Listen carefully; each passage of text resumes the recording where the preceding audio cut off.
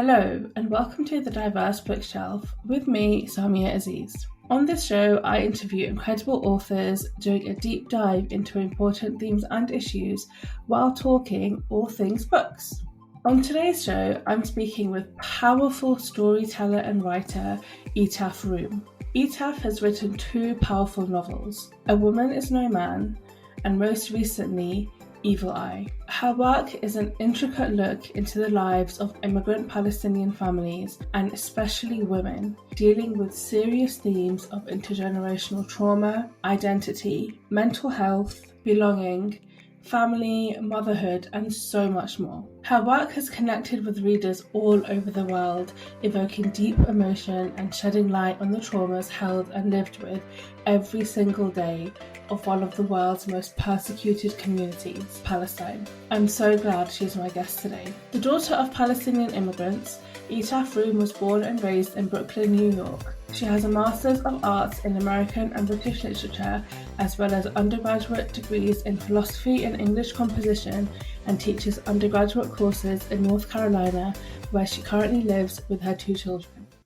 Hi Etaf, welcome to the show. Thank you so much for joining me today. How are you doing? I'm lovely and I'm so happy to be here. Thank you for having me. I'm honored. I feel like there is so much I want to speak to you about, so many things I want to ask. You have written two really powerful novels, the first of which is A Woman is No Man, and most recently Evil Eye, and I have read and devoured them both. I mean, for me, it's really interesting to kind of see how different the stories are. One feels slightly like an evolution perhaps of the other one.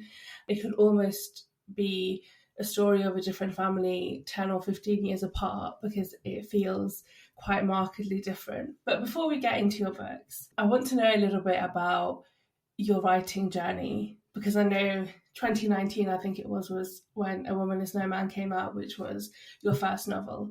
So what's really got you into writing? Were you writing a lot before then? What's led you to become the writer you are today? Well, first of all, thank you for all of those kind words and just the generosity and the time that you've taken to think about my novels together and separately means so much to me. So I just wanted to say thank you. But to answer your question about my writing process and my writing journey, A Woman is No Man was published in 2019, and I believe I began writing it in 2016. While I was teaching at the time, I was teaching English at a community college, and one of the reasons that led me to start writing A Woman is No Man was that I realized that I was always teaching the Western canon, and someone that had graduated with a master's degree in American and British literature, I felt like growing up I didn't have access to diverse stories, and I also wasn't educated in diverse stories, and I didn't see them around me when I searched for them in an accessible way, particularly Arab American stories and Palestinian American stories. And so at the time, I had never written anything before. I had no dreams of becoming a writer, but I think it was just a matter of coincidence. I was journaling at the time for my own, mental health. And I was also teaching about stories. And I think the two kind of merged into, wait a minute, I don't have access to these stories. I don't feel represented as a Palestinian American woman. And I also have a lot of emotions here that are coming out in this journal, like a lot of repressed anger and confusion of identity and wanting to know my place in the world. And so I think those two feelings and emotions and times led to me writing A Woman is No Man. So the journal was kind of how I started writing A Woman is No Man. And it was published in 2019. And I always say this in interviews, that was A Woman is No Man. It was the first piece of fiction that I'd ever written. It broke me. It broke something inside of me that I think I had lived my whole life with, like a layer of like who I was, like who I thought I was. And I think writing A Woman is No Man allowed me to open a door inside myself to other aspects of me, including the writer aspect of me that wanted to express herself in writing. So then when A Woman is No Man got published in 2019, I immediately started writing Evil Eye. And that story took a little bit to get out of me. A Woman is No Man felt natural. It felt like divine intervention. It felt like God wanted me to do it. Right? It felt like it was something I was supposed to do. It was something I was meant to write. With Evil Eye, I had to dig a little bit deeper. like you said, the stories feel like they kind of merge off one another. Like they could be read together, they could be read separately. You don't really know what to do with them. And that was intentional for me. I could have written another story of three generations or a more page turning story. This time I was more interested in the internal world. I wanted to slow down. I think because I wrote the novel during COVID, that also made me write a more interior novel, because during the time of writing the novel, I was isolated. We all were isolated, right? We were all just left with our own thoughts and then thinking, wait a minute, what's going on up there? What is this mind that's running my world? And that's really what Evil Eye is all about. So it doesn't surprise me to hear that writing A Woman Is No Man kind of broke you in some ways, because the book is so powerful. Like there's so much going on in that, because there are three generations of of women, but there's so much pain and trauma, there's so much suffering, there is some hope, there is some building of a future, there is some dreaming of a better life, but it's so raw and so kind of like emotion filled. And if you look at it as a book, it's not the longest book that's ever been written, right? So it packs a punch, I think, also because it is like a normal sized book, like it's not like 700 pages. So I think that definitely adds up to it, or like impacts it. But definitely, like I sensed there was a massive change in pace with Evil Eye, and I think actually I was a bit relieved, because when I first picked it up, I was like, oh my gosh, I'm going to be battered by this book again. Like I wasn't sure what to expect, but I think I quite liked, there was a lot of like internal monologues, a lot of thinking out loud, journaling as well features in the book. So it's interesting to hear your reflections on that as well. And you talked about the fact that you didn't grow up with the diversity in literature. You were also teaching, and you were not teaching a diverse group, and you didn't have the diverse literature even to hand. And I think, diversity in literature is so important, but what are your reflections on that, especially when it comes to stories about Palestinian women? I just think that we underestimate as a society how limited we are in terms of knowledge about everyone other than ourselves. So we all kind of grow up in this bubble, especially here in the West, where it seems like the West is the center of the universe. And all of the stories and the history that we get is centered on, these are the masters of the art and the masters of fiction and the masters of the sciences and the mathematics, and it's all right here.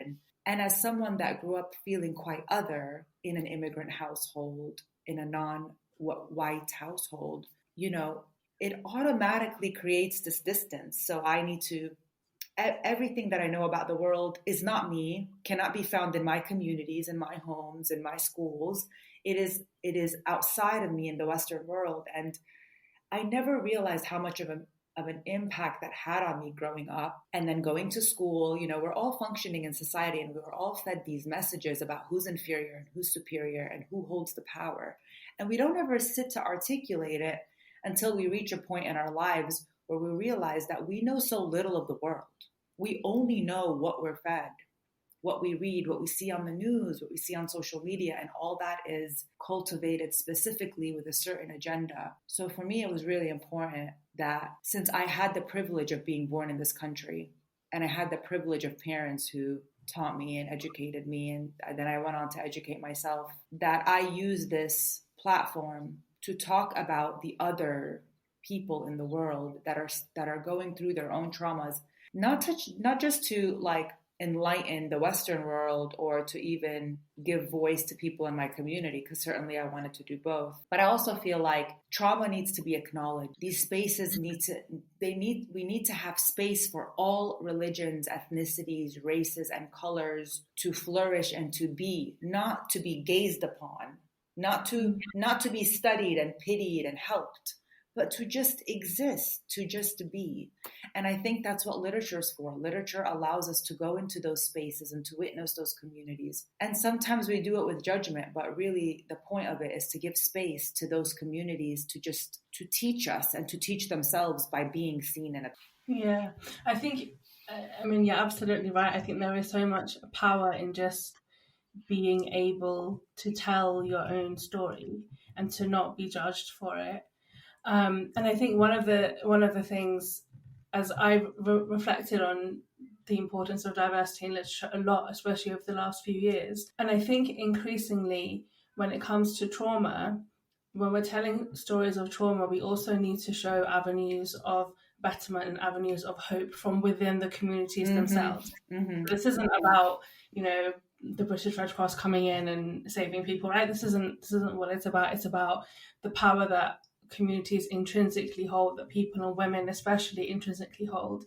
And if we don't see those stories, the people that are struggling are unable to see those ways out. Yes, absolutely. I think there was definitely that was there in A Woman Is No Man, but I think you executed it so differently in Evil Eye, because Yara really steps into her own in the book. She does take some external help for sure, but she struggles with that. She struggles with it a lot, and it's only when she kind of delves deep inside and she seeks support. Well, she leans on herself almost because she has the luxury of time to do so. But that's when she's able to make the key decisions that she needs to make for her own happiness. And I think there's something really, really profound in that. But on representation, I'm sure you have been asked this question before. I can't imagine that you haven't. It's really important, I think, obviously, with representation, that not only do we represent, but we represent well, that we represent fairly and with nuance and without judgment.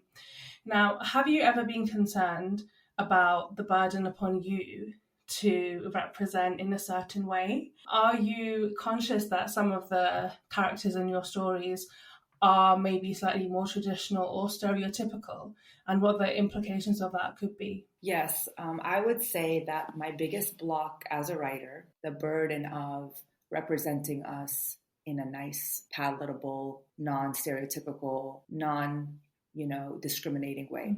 As Arabs, as Palestinians, it was always something gave me so much fear and anxiety during the writing process, because yes, I am aware that both A Woman Is No Man and Evil Eye are dark. They deal with heavy material. They deal with stereotypical materials and taboo subjects like arranged marriages, divorce, inequality, feeling, oppressed. I don't like to use that word, but those feelings, which I believe are not specific to Arab or Palestinian women, I do believe that that is a result of the patriarchy universally across the world. But I also do believe that some communities do experience them much more severely than others.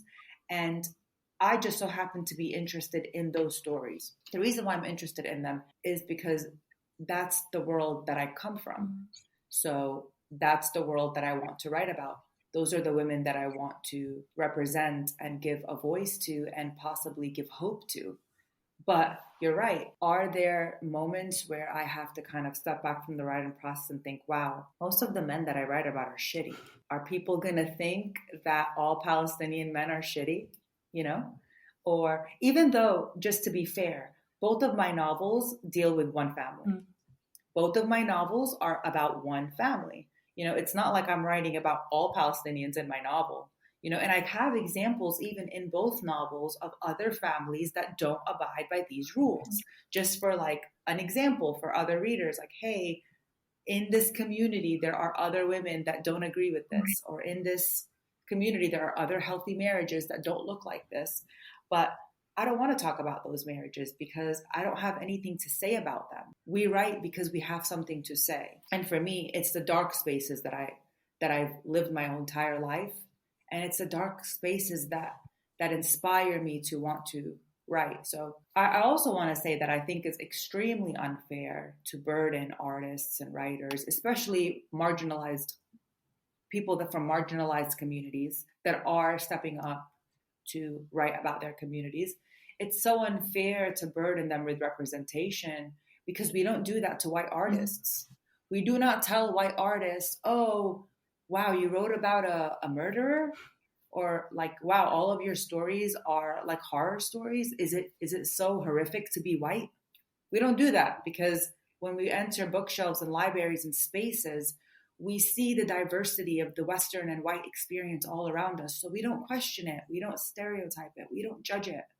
But then the minority writer, the woman writer, the marginal, the writers that come from small marginalized communities that are not represented, now not only are they struggling to represent because they've never been represented, not only are they struggling to represent because they've never seen a role model represent to follow in their footsteps. I don't have many people to follow in their footsteps. Do you understand? Like, not only is that happening and that weighing the writers down, but then also I can't even express myself authentically because now I have to worry about how I'm making everyone in my community look. That's how you kill art. Like, kill art. That's how you kill it, because now I'm writing with an agenda, and I can't write with an agenda because I'm creating something that it can't be powerful and have an agenda. Sure, it could have had an agenda. It wouldn't have been powerful because every powerful moment wouldn't have that's going to make us look even more worse than we already look. They already think we're terrorists. I can't write about that. They already think we beat our wives. I can't write about that. Like everything that I would want to write about, I can't write about because then I have to worry about making people look good. Diversity means showing up as who you are and knowing that who you are is one of many. A Woman Is No Man and Evil Eye are not the single story of what it means to be Palestinian American. They're one of many, many, many. Unfortunately, I'm a dark person that likes to explore the dark aspects, and that's what you get with me. I hope that I'm evolving as a writer to cover more nuanced subjects, but I think for me, as someone who was never a writer, writing was my therapy. And as therapy, this is what I had to write in order to find myself and find my voice. And, I'm proud of it. Yeah, and you know what? And so you should be. And I think you're absolutely right. And I was about to say the same thing, in that, like, it is very difficult that we do this to all writers of color. We don't look at the story that has been written as one story, but we seem to hold it up as, I say we, I don't even know who I'm speaking about. I don't look at your books and think that you are representing Palestinian women overall. Like, I would never do that. But I think maybe that's because I'm also from a minority community and we don't hold each other up to those standards. Yes. But it's everyone else is the broader we, right? That's like, well, and this is the same experience that I have in life in general. If I'm watching the news and I have seen something horrible happen, like a murder or, something really horrible, I don't know yet who has committed this crime, and I will be sat there and I will just be like, please God, don't let this be a person of color. Like, please don't let yes, exactly. Please don't let it be a black man. Like, please don't let this be a person of color, because I know what's going to happen is that so many people will then tarnish us with the same brush, and it's inherently a racist and a Islamophobic as well, but it's inherently a racist way of thinking, because that sort of nuance and that understanding of, or that sort of respect that should be given to people is not given. And I think you're absolutely right. Like, it's very difficult. And it also, I think, leads to writers in general feeling like they should be writing certain stories and certain narratives, and they hold back their own creativity and the stories that are within them that they want to share, because it becomes very difficult as a person of color to just write a story about, like 4 sisters in a family, like Little Women. It's very difficult to have a book that's just about family dynamics, because everyone will be like, oh, but where's the arranged marriage and where's the trauma? Like, it doesn't have to be like that. But I guess we're kind of pushed into these boxes. But anyway, let's go onto your books. I'm particularly interested in Evil Eye, actually, because that is the one that has just come out most recently. And Yara presents a really strained relationship with Palestine. I think the primary cause of that is that because she hasn't been able to go back to her family home. And so what we see is this really complex and very difficult relationship she has with her own identity. And I just wondered if you could shed light on what you wanted to bring out about that. I really loved exploring our longing for our other place of home. I think we all have a sense of home that is not always the home that we live in, especially immigrants, and especially people with a hyphenated identity. You live in the States, but you're, Puerto Rican, or you're Asian, or you're Palestinian, and you know that there's another part of your identity that is not here with you in the place that you live, whether it's in London, and so for Yara, Palestine really represented her identity, or a part of it that she really struggles to fit in with and really fully understand. Number one, because of her limited access to it as someone who is born and raised in America and is unable to go back to Palestine freely because of war, because of conflict, or just simply because life moves on and we kind of lose parts of ourselves that are meaningful and that constitute who we are, but are out of reach. And also there's so many beautiful things about Palestine that to Yara are significant. Her relationship with her grandmother, her love of food, and the history and the heritage that she feels she can pass on to her own children, because she has nothing to pass on to them. She's born and raised in Brooklyn in a very sheltered house. All she really feels like she has that makes her are the unique parts of her, which is that her language, the food, the heritage. And it was just something that naturally came out and wanted to be explored in the novel. So in the book, Yara's mother, she has come from Palestine, from the occupied West Bank. And she talks about the life that her mother lived in Palestine. What about the Palestinian experience and the Palestinian struggle do you really want people to think about? I really want them to think about the fact that in 1948, when the Israeli occupation happened and Palestinians were expelled from their homes, around 750,000. Now, not only are they still living in those refugee camps, but now they're in millions. So there are millions of people still till today living in refugee camps, displaced from their home, living in poverty with no infrastructure, barely having roads. Their schools do not have the educational system that they need to prosper, both for men and women.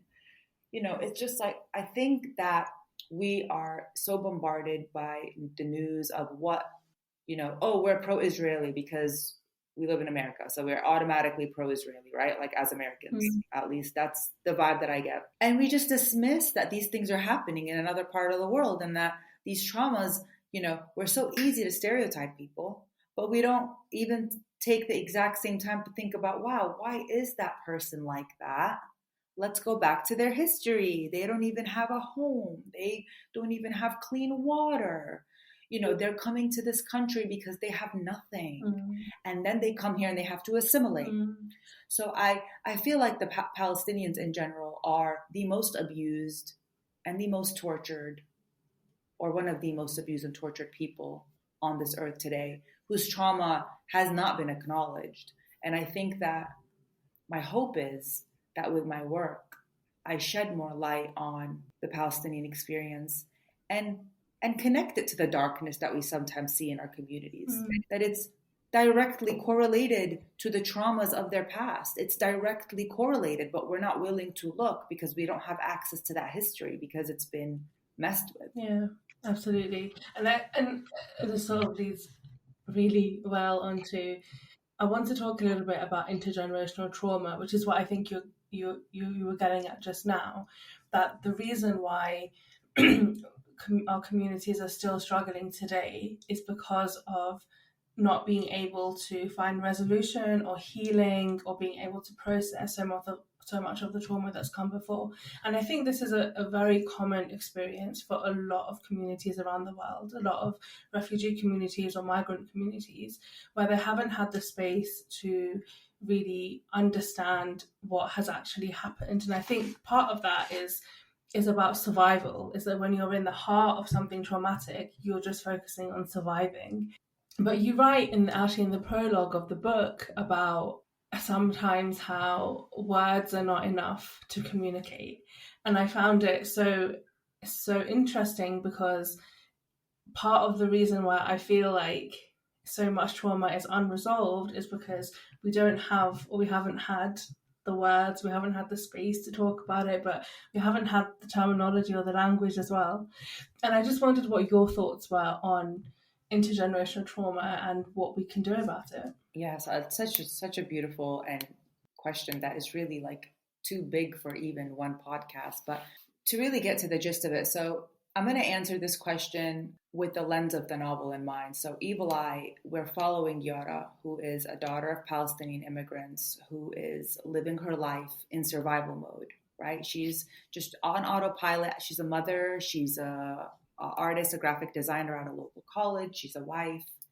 She's living her life on autopilot, and she feels like she has succeeded. She's gotten educated, she has a career, she has 2 beautiful daughters, she has a house and a car and everything. She lives in a beautiful neighborhood. She has it all. But she is so unsettled, heavy, just she doesn't know why she feels like that. And she reaches out to her parents, and we learn throughout the novel that she comes from a family that is very, very close-lipped when it comes to the trauma of the past. Both of her parents were raised in refugee camps, had migrated to America from Palestine to start a family and give their kids a better life. And I think this is where this understanding of intergenerational trauma that really applies to all families, regardless of whether you've witnessed a war or lived in a refugee camp, any family that has undergone trauma down the generations. So even if it just wasn't you, like me or Yara, that had undergone that trauma, and it was her mother and father who are raising her, or the grandparents who are raising them. This idea that when we are raised in survival, you are constantly unsettled from who you are, and every single aspect of your mind in your day is neurotically thinking about how to not get hurt. How to make it, how to achieve. So, for my grandparents, for example, who witnessed, my grandparents actually were evacuated from their homes in Palestine, right? So they were younger. They were, 10, 9, 8, my grandfather and my grandmother. Now their entire DNA is trauma, right? Like they're raised in that trauma of the war, but then they get older, they find each other, they get married in the refugee camp, and then they raise my parents, right? Well, my parents are raised on poverty. They're raised on violence. They're raised on, do we have enough food for dinner? They're raised on, I need to be working as soon as a rooster crows to make sure that my family has enough food. Do you understand like what that does to your body? Like you cannot articulate that in words, because it is an experience of all the senses. It is your nervous system, your immune system. Everything feels like it's under attack.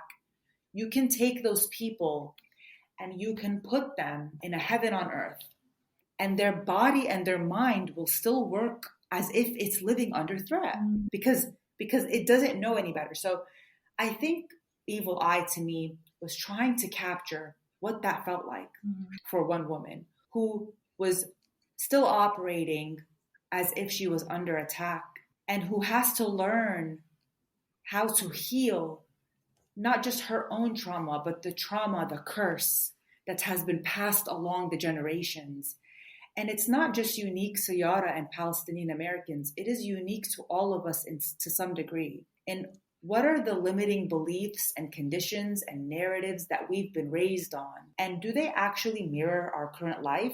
Or are we just living on autopilot with those old narratives and old beliefs weighing us down? And how do we break free? And I think first it starts with acknowledging, being aware that a lot of those feelings are feelings that I have just carried for so long in my body that I do not know how to let go. Absolutely, because you don't know what those feelings even are, right? Like if you've been... Yeah, they're just you. Exactly. You don't know anything else. And I really loved actually seeing Yara's development throughout the book. and she ends up going for therapy. And I wanted to talk about why she struggled so much with therapy, because I guess on the surface, initially it felt like, oh, she's going for therapy, this is going to solve all her problems. Great. I think part of the problem was her therapist was a white man, and so, I think that was not what she needed. But I think also she just wasn't able to talk about what was going on, because I think she couldn't recognize what her experiences even were and how they led her to feel the way she felt then and she feels now. But it was so good, I think, to see that, because we don't often, like, it's still in a lot of minority communities, therapy is still not something that is fully embraced. And it should be. I feel like everybody needs therapy. I think we would all benefit so much if we had some form of therapy in our life. But what did you want to explore with that? Wow, yes. The therapy aspect of the novel was so important to me, and there was a lot that I wanted to explore. I will start off by saying that the first thing I wanted to explore was that when you come from a background of CPTSD or complex trauma, like layers and years and generations of trauma, that therapy is not going to be easily opened up to and utilized. It's just not. And I think even throughout the novel, I was getting frustrated with Yara because I kept putting her in these situations and wanting her to open up and wanting her to just utilize the therapy, and also knowing deep down that that is pretty much impossible for someone that has complex trauma, and that you really have to drag them through it because, number one, mental health is a stigma in certain communities, like you mentioned. So there's already this like block of a wall where I'm not gonna give you more information to use against me. Like, I'm not gonna open up and tell you about my trauma, which, number one, I won't even tell myself about the trauma, so I'm definitely not telling you about it, right? Like, we repress it from ourselves, so we're definitely not going to tell anyone else because it's so shameful, right? So I really wanted to get that across. Like, this is going to happen when you take this step. Understand that it's going to happen. It's actually a big enough, like, notice that Yara did not intentionally go to therapy. And I'm not going to like give any spoilers, but she's not even willing to look at herself. The entire novel is her not wanting to approach herself. So it's, of course, then therapy is going to be an even bigger step. And no, we shouldn't expect it to be a miracle cure. But it's this idea of at least having the awareness to say, you know what? There are a lot of things inside that need to be untethered and unburied to be released. And I don't think I can release them on my own. I need to first, to find the words, we need to first acknowledge that we have a problem and we don't have the words, right? Like, that first needs to be the first step. So I think that's what I wanted to do with therapy is give a realistic account of it for people that come from communities that don't encourage it. And also give a realistic account of the shame that comes from living a privileged life. Like, Yara is extremely privileged. So she's gaslighting herself the entire novel and minimizing her feelings the entire novel because she doesn't think that therapy is made for people like her who have everything. Maybe her mother needed therapy, maybe her grandmother needed therapy, but not her. Like, she doesn't need therapy. Like, and the fact that she even needs therapy just is a proof to her that she is broken and that she needs to work harder and that there's something wrong with her. So it's like she's repressing that even more. It's not as simple as go to therapy. It's like, to me, I was more interested in the interior monologue that comes with what therapy means to us. Even for me personally, as someone that identifies with Yara and as someone that has a history of complex trauma and as someone who wrote 2 novels about healing myself through them, I still have a feeling about like therapy, like where I don't know how to open myself up fully. Like, why?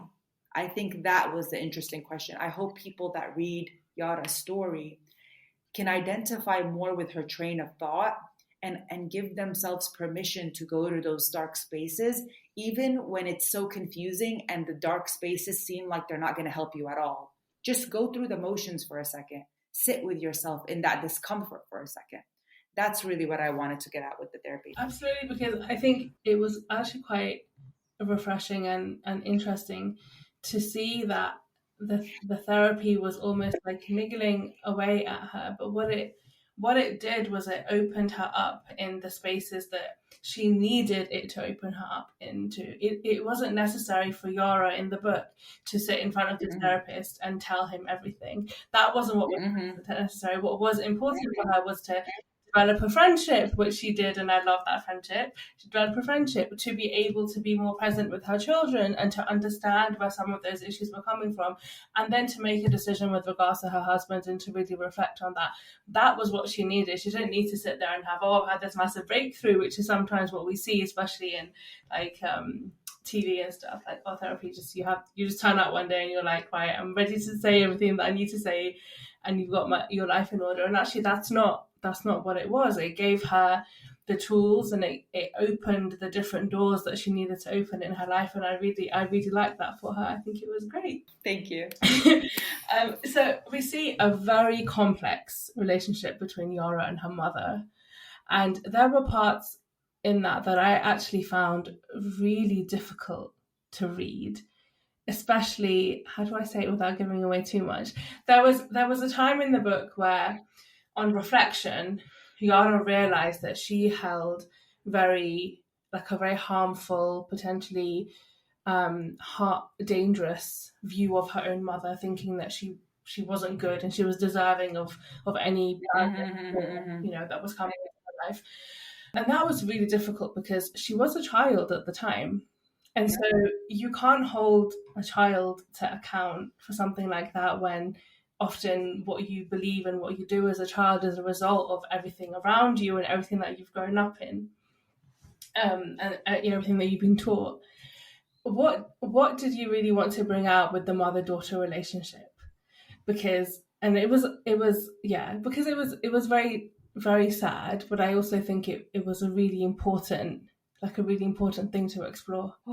I think I know what scene you're referring to, but to answer your question, the mother-daughter relationship was, to me, the seed that started the novel. So it started from this relationship, and the heart of it for me was exploring how this woman, Yara, this young woman's voice was so intricately tied to how she was perceived as a child and the relationship she had with her mother. And of course, her mother has her own trauma. And so we kind of see how that trauma kind of bleeds down into her daughter, in a justifiable way, non-justifiable. I don't think it really matters, like whether she's a villain or not, whether the mother did something cruel or not. I think to me, it was more of, how did this relationship affect this woman, Yara, for the rest of her life? It's like her voice about herself was tied to, the voice she heard growing up, which, with an absent father, it was her mother's voice. It was her mother's voice that really shaped who she was and who she could ever be. Like, the limits of her life were set to her by her mother, both by example and also verbally, by what her mother told her. Like, oh, you'll feel this soon enough. Trust me. Oh, don't worry. Like, life, if you're a woman, just, you're cursed, just don't even, so it's like, how do you, and we all have this, right? We all have these beliefs about ourselves and about the world that are handed down to us by our parents. Some people who literally believe they could do anything they set their mind to, who grew up in homes where, they were encouraged endlessly, even if they had nothing to be encouraged about, but then they developed this internal voice that speaks kindly to them. And for me, much of Yara's internal voice, first was in, the seed of it was first in the caretaker relationship with her mother. And I really wanted to explore that. Yeah, I think mother-daughter relationships actually really underdone in literature, but they're so important, because I think it's such a shame that we don't give enough space to that, really, because it is amazing the ways in which your parents or your caregiver, whatever your circumstances are, but it's amazing how that can really dictate the story that you tell yourself about your life, and then the choices that you make. And I think as well, like as you get older, being able to reflect on that, correct some of it, break cycles when it comes to, you know, if you have your own family or the way that you engage with children and nephews and nieces and whatever generally, I think there's really something in there that needs a little bit more attention, and I think space. I'm so glad that we had that really interesting exploration, because Yara was able to really think back, and she, for so much of the novel, she was suppressing so much and pushing it back, and when she let herself do it, it kind of felt like the floodgates opened and like a light bulb turned on, and suddenly, you know, things were starting to make sense. Really good. Again, really, I just find it so interesting. What did you find most difficult when it came to writing the book, Evil Eye? The most difficult thing for me was definitely the fact that it was my second novel, and everybody seemed like they wanted me to write another A Woman Is No Man.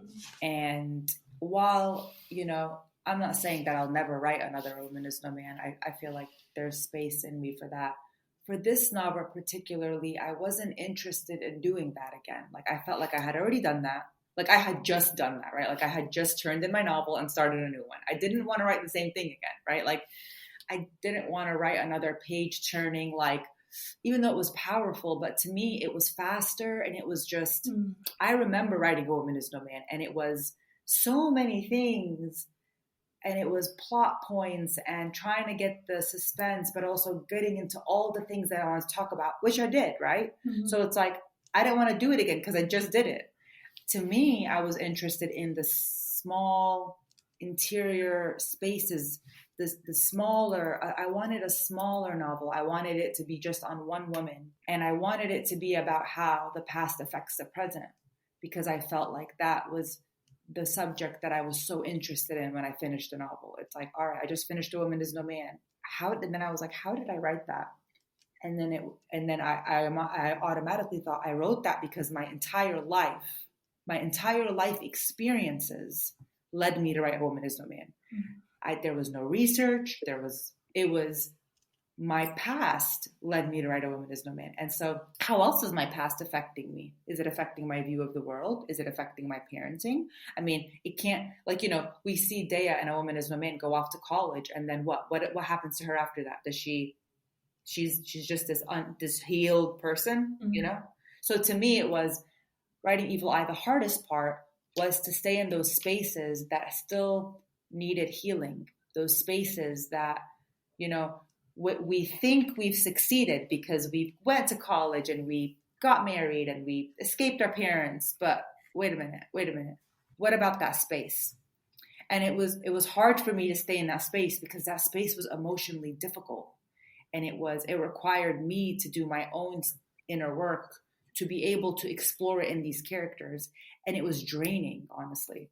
I would say that I was depressed for a lot of writing Evil Eye because the space was depressing. It was like a hard space to be in. So yeah, I would think that was the most difficult part, is that the emotional journey that I had to be in to write that novel was draining. Well, thank you so much for sharing that. I think that's, like, to have that insight is really phenomenal. And again, like, I mean, I'm not surprised because Evil Eye, I mean, it is a smaller novel in that sense, but it tackles so many huge themes and issues, but it feels so inward as a novel. Like, there's so much reflection and sort of internal monologues and journey that happens that kind of doesn't happen in A Woman Is No Man in the same way, because that's very plot heavy. That's sort of like, this happens and this happens, and goes through this, and then this person does this to her.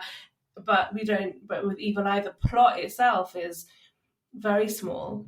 Like, in that sense, it kind of feels like not much happens in the book, but so much happens for our characters, which I think is so different. But I really love that. I think it's just a completely different piece of work, and I really commend authors that are able to do that are able to kind of shift from one, especially when a book has done so well, to feel kind of confident in doing something almost entirely different. So yeah, I think, yeah, I can imagine the pressure as well. It was, yes. I don't know if it's going to work. Exactly. That was, and I think that was also what was making it so draining. I kept thinking like, wait, why am I doing this? Like, why am I like suffering like this? Because I felt like I had to suffer to get this out, right? Like it was in there and I had to get it out, and it caused me to suffer because there wasn't something fun to like at least distract myself. And with A Woman Is No Man, it was also very emotional. I mean, I cried the entire time. I wrote and edited A Woman Is No Man, like every chapter, every Isra chapter, I was in tears. No matter if I read it like 7 times, like I'm just crying and like writing. But still, there were these moments where like, all right, like let me play with the plot a little bit. Let me add some suspense. Let me do a reveal here. It was fun. But with Evil Eye, I was like, no, like to me, Evil Eye is the more elevated work of the two in terms of scope, in terms of like what it could teach you about yourself. How about that? Yeah. Of the two. Yeah. And so I think it was deeper. I think it's a deeper novel than A Woman Is No Man. So it took a lot of more deepness from me. And I'm proud of them both. But yeah, there was definitely a lot of pressure to write another A Woman Is No Man. And I'm like, I'm so happy you loved it, but I don't think I want to do that right now. I found like your experiences in writing it and the places that you had to go internally interestingly mirrors what you put on the page in terms of what Yara went through, which I can imagine was quite different to A Woman Is No Man. You would have had to do that in some respect, but you also had a plot and lots of characters and lots of things going on. So that's really interesting. And just back on the novel, actually. So one of the things that comes up in the book a lot is obviously the idea of the evil eye, but we have Yara using Instagram, and she has this like really like confused relationship with Instagram, and it kind of reminds us that, you know, like social media is so curated a lot of the time, and you know, it's not a reflection on anybody's innermost thoughts or even everyday experiences. But also constantly that there is always in the background this sort of like pretense that people feel, and especially Yara feels like she has to put up. So there's this constant sort of what will people say, what will people think, and not just for Yara. I think all the characters in her inner circle, all of them feel that to some extent. Her mother-in-law says it all the time to her, well, you're not coming with me to hear everybody is saying X about you, and and her husband says similar things to her. I just wondered what your reflections on that are, because I feel like that is so loud for everybody from any background. Is how do you shut off, or how do you sort of make yourself immune to so much of that noise that then dictates kind of what you end up doing, and it's not always what is in your best interest. Yes. So to me, that right there, what you just said, is the heart of the entire novel, and honestly, the heart of our existence on this earth. You know, if we really, you know, that was the scope that I was talking about, that I wanted to explore, as opposed to plot or as opposed to other characters. It was really how much hold does the outside world have on us and our daily activities and the mental chatter that's in our mind. And for these characters, they had constructed their entire life as a way to please or prove themselves or win the validation of X and Y and Z. And Yara was also participating in this because, again, especially for people that have come from unfortunate circumstances and unfortunate backgrounds, those are the people that maybe are even more susceptible to wanting to prove themselves and wanting to make sure that they are performing at their highest. And so this question of like, who are we performing for Yara is what leads to her awakening, because she starts to recognize that everything she's doing wasn't really something that she decided to do because she wanted to do it. It was because her mother wanted her to do it, her father wanted her to do it, society said she has to do this way, culture says she has to dress this way, her husband says she has to do this. She has to do this because it's good for her daughters. She has to do this because that's what mothers do. She has to post this because it's going to make her look in this way. And if she doesn't post this, then she's going to look like what? And this is for everybody. If you're listening right now, name me 3 things that you do that you just do because you want to do it. Not because it's a duty, a responsibility, I have to, oh no, because you want to do it. I bet you can't name 3 things. That's really hard. That's a really difficult task. Yeah. I bet you can't name 3 things. And that is what this journey is about for this character. Obviously, this character comes from a lot of societal and cultural expectations that might differ from our listeners, but we all have societal and cultural expectations. And honestly, social media is now the number one outside of your community, the number one occupying of your mental space, and the number one thing that's telling you how you should dress, how you should talk, what political beliefs you should have, what supermarkets you should shop. Like, because where do you get that information from?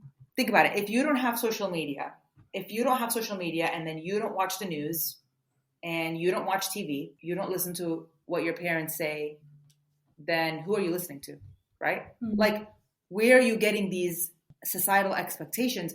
Like, social media is now another way for society to control you. That's all it is. It's another way for society to tell you how you should perform in order to be accepted. And for me and my journey with this novel, it's about giving you insight into one character's head, hoping that you can find something valuable that you can bring back to your own life.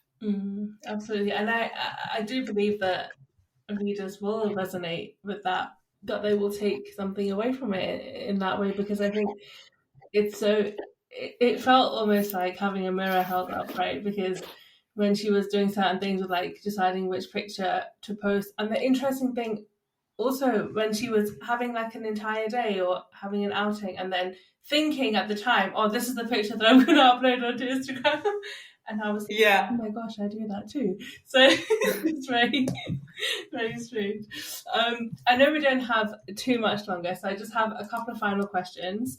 So, A Woman Is No Man is your first piece of fiction, and you started writing, I think you said, in 2016. It sounds like you kind of went from not being a writer at all to just writing this amazing novel. So do you have any advice for somebody that wants to write, someone that has a story within themselves, or any kind of budding writer? Yes, I will say that anybody could be a writer. Anybody. That the only thing standing in your way is how disciplined and how much you want it. So for me personally, the reason I was able to write is because I disciplined myself. I set myself a schedule where I had to write every single day at X amount of time for X amount of hours until I got an X amount of word count. When I was writing A Woman Is No Man, I had to do 2,000 words a day minimum. Like, no matter what, if I was feeling good, if I was feeling shitty, I had to go and write them. And I was so disciplined. And I think that made that novel felt so much easier to write.